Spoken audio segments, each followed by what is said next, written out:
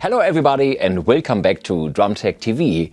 Today I'm very happy to be able to welcome the one and only Mr. Randy Black. Hey, Yoo-hoo. Nice to be here. Welcome, nice. Thanks mate. Firstly, I have to say we are very proud to have you here in our studios. Thank you. I've written down some questions to give the people more details on your person and to find out what are your currently projects you are working on. So, yeah, let's go through the questions. You've been in the business as a professional metal drummer for many years. When did you start your career? My professional career started 1980 back in Canada, and it was all cover bands. But I didn't really start recording until I was in a band called Annihilator in 1993. Before 93, I was in cover bands traveling all across Canada, playing Rock?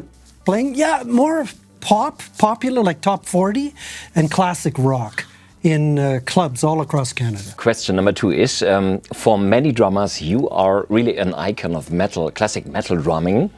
You have acquired this status over the years with a lot of passion.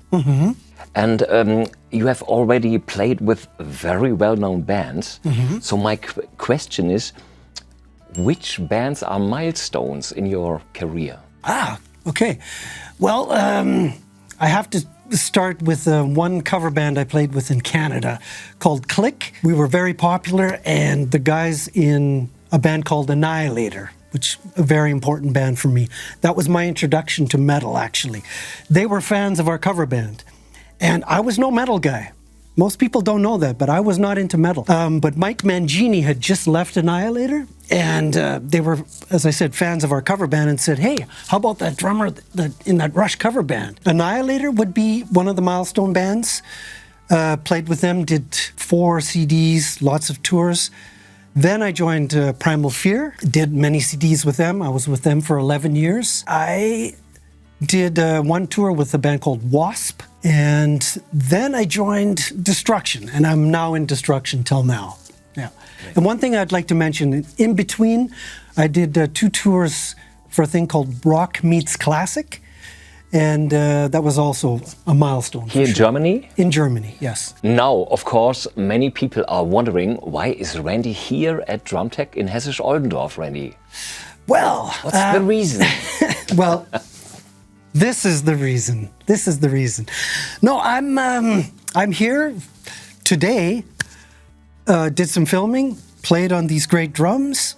I'm picking them up, and I have the honor, and I'm very happy to say I'm taking them home today. When you came to the drum store the first time, can you tell us your first thoughts? Well, there was 2 times, because I was at your old location, right? And the first time I entered that store, I was impressed by the variety of electronic drum kits, and just it looked very professional. The people were very nice. And then fast forward to a few months ago, the second time I walked into your store was mind-blowing, actually. My jaw hit the floor the moment I walked in. The new store? The new store here. As I walked from room to room, I was just really in awe at how well everything is done. It looks great. You have almost everything under the sun when it comes to electronic drums and acoustic drums as well, the section. And then your multimedia rooms. So I was very, very impressed. We know you as a passionate acoustic drummer, but have you ever used electronic drums before? Actually, yes. It goes way back to I'm dating myself now, the 80s, when I was in this very popular cover band. We did a lot of Rush, but we did a lot of different artists. And I was always curious about electronic drums from the first time I heard they were called Sin drums, that Carmine, who was a influential drummer that I was into, he used them on some records, and I heard them on other recordings. So I was like, what is this Sin drum thing?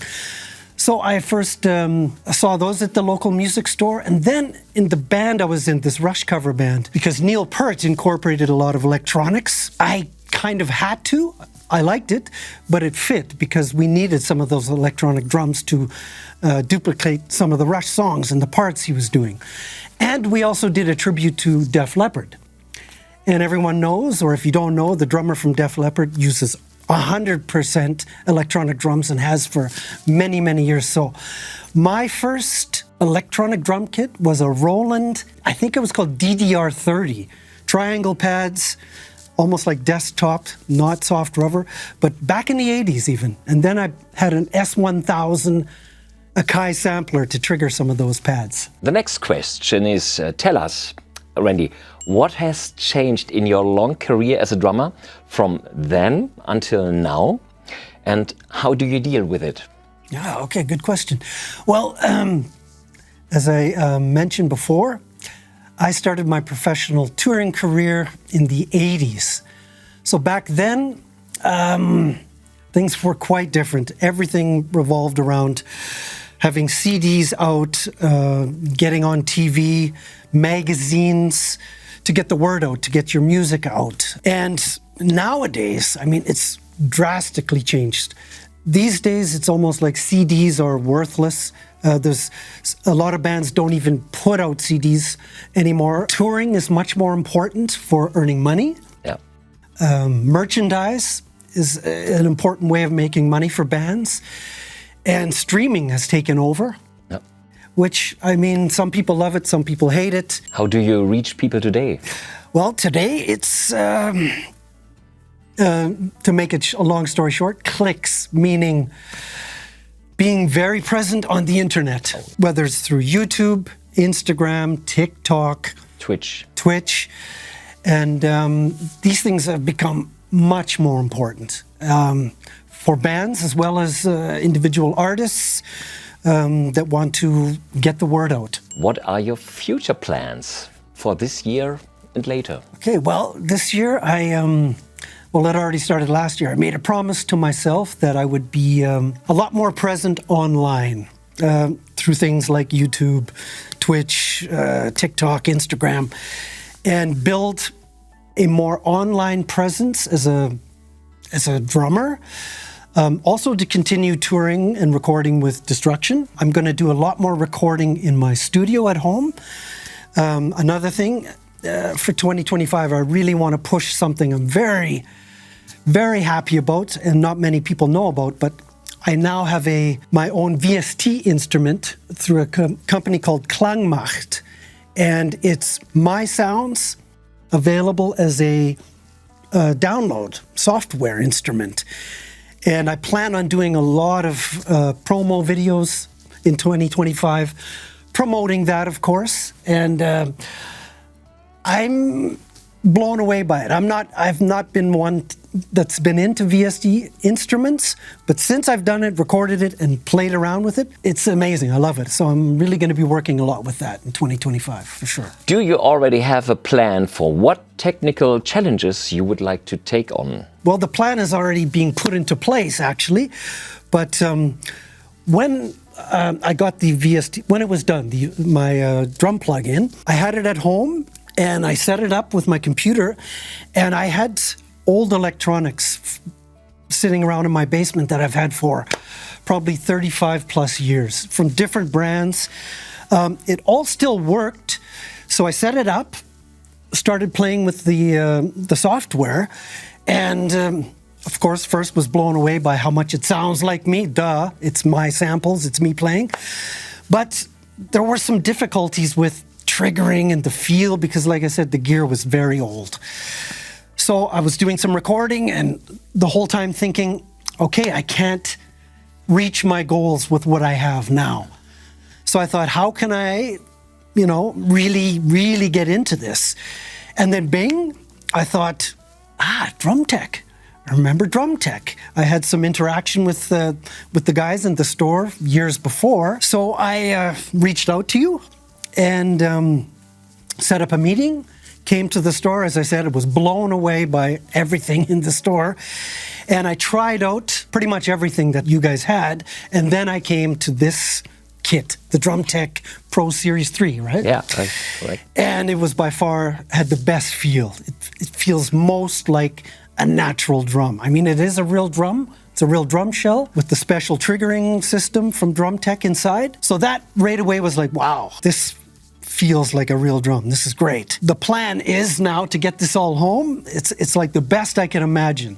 And I have it now, and I just can't wait to get home and start recording with this beautiful kit here. Okay, and your sound module is a Mimic Pro? Yes, we have the Mimic Pro here. Basis, yeah. Yeah, and I have to admit, I mean, I have experience with other modules, but this is fairly new to me. And since I've known that I'm going to be using it, I did some research, and all across the board, people say this is the best drum module to use. So from what we've done so far, I'm convinced of that, but I'm like I said, I can't wait to get it home and dive deeper into the module and really set it up for me exactly, my playing. But so far, I'm blown away by it. It's amazing. And of course, you are playing a very big drum kit, as you can see. And we have to split nearly each input to get this huge amount of pads running to the system. So it matches my VST instrument, all the drums that were recorded, and cymbals. Another thing I'm very happy about is that when we were in the planning for the kit, I at first would have been happy with just a single kick, a double pedal, a few toms, a few cymbals. But the wonderful gentleman at drum-tec said, hey, if we're going to do this, let's duplicate your kit. So, which made me, I was blown away. It's great. It's, wow. So my kit on the VST instrument is pretty much what you see here. I have 6-inch tom, 8, 10, 12, 13, but here this is 2 12s. I have a 14-inch floor tom over here, a 16, and on the way is a 20-inch gong tom. Unlocked cymbals, I'm using 4 crashes, 2 chinas, hi-hat, splash, ride. Yes. And there is a bar trigger. Yes, and not to be forgotten, the BT1. also the Roland, what is it? BT1. BT1. Yeah. That is triggering the cowbell, which is also part of the software. And the finish, which is very cool, black slate. And all these pads are equipped with 3-ply rear mesh heads. Ah, okay, right, yes. So 3 plies. One authentic rebound. They feel great. Like I said, out of everything I tried on the floor, these felt the most natural. Just for those of you who have never been heard about VST triggering, I will explain what will happen. For example, if Randy hit the bass drum, do it. So now the module is getting a signal and it will automatically produce a MIDI note which is going directly into the laptop via USB cable. So, and of course, Randy's software is Klangmacht and is still waiting for MIDI signals. And in this moment where the MIDI note C1 for your kick drum arrives at the software, then you will hear another sound, which is not coming from the Pearl Mimic module, but directly from Klangmacht, from the VST software sampler. Mm-hmm. So what you will hear is your own drum sound. Exactly. What's your focus for the future regarding live or studio drumming or streaming or coaching? Destruction is going to be doing, as usual, more gigs throughout the year, festivals. I launched a Patreon page, which I'm going to use mostly for education. I want to offer lessons on there and record the lessons on this kit with my VST instrument, and also build my YouTube channel, TikTok, as well as probably go on Twitch, maybe do some live recordings. And speaking of recordings, the other thing, since I got this VST instrument and was experimenting and recording, I'm definitely going to be recording some albums and have already started an album with this VST instrument, which to me, as an old school drummer, always recorded on acoustic drums, is kind of mind-blowing that I can do it. And I'm very, very specific and picky, but this convinced me that it's doable and at a very high level. So I'm also going to be doing albums on this kit with the VST instrument. Tell us about your favorite moments in your career as a drummer so far. Yeah, okay, so far, I like that. Well, the earliest one, I guess, would be this Rush cover band I was in. We caught the attention of Rush's producer, because we weren't just a cover band, we recorded our own originals. His name's Terry Brown. So, long story short, we had 11 songs chosen. He was going to produce our record. It all fell apart, unfortunately. That's another story. But just the fact that he was on board and loved our band and was going to record it, Rush's producer, was a big thrill, huge thrill. Then next was joining Annihilator. Was my first professional touring worldwide band and recording. And my first tour I did with Annihilator, I met the woman of my dreams. I was on tour, and I have to mention, because I was drumming, and we were playing Berlin. I met her. We're still together today, 30 years later. And so that was a milestone, a highlight for sure. And then this Rock Meets Classic thing, I did 2 years in a row. What it was a 45-piece orchestra, and they had legends performing during the set. Long story short, I was drumming for artists like Alice Cooper, Bonnie Tyler, Kim Wilde, Eric Bazillion from the Hooters, Paul Rodgers from Queen, Uriah Heep. Oh. One of the first bands I listened to, hard rock band as a kid, was Uriah Heep. So I'm getting Gänsehaut, as you say in German. Goosebumps, yes. Thinking about it now, because every night I was watching the artists walk by, and I'm just pinching myself, like I'm really playing with my heroes. Yeah. So that was really tough to top. So that was one of the highlights for sure. Playing the Wacken Festival, I've had the honor of playing it. We're playing it this year coming up, Destruction. It'll be my 6th time. Wow. But you never forget going out on stage in front of 80,000 people that love your music. So that's another highlight. Okay. For sure. And what about some strange situations? Strange situations? Where something broke or get damaged, or where you need help? Oh God, there's countless. Each gig. Well, one of them, in the Rush cover band, there's a song called YYZ, which has a very cool drum fill that starts at the 6 and goes all the way down. As drummers, you know yourself, sometimes you're playing, you break a stick, right? So you just pick up one. My first 2 hits, both sticks broke. At once, I couldn't do the fill. So I just horrible. Another time I had a drum riser where I sat back where my stool was at the very edge, and during playing it fell off.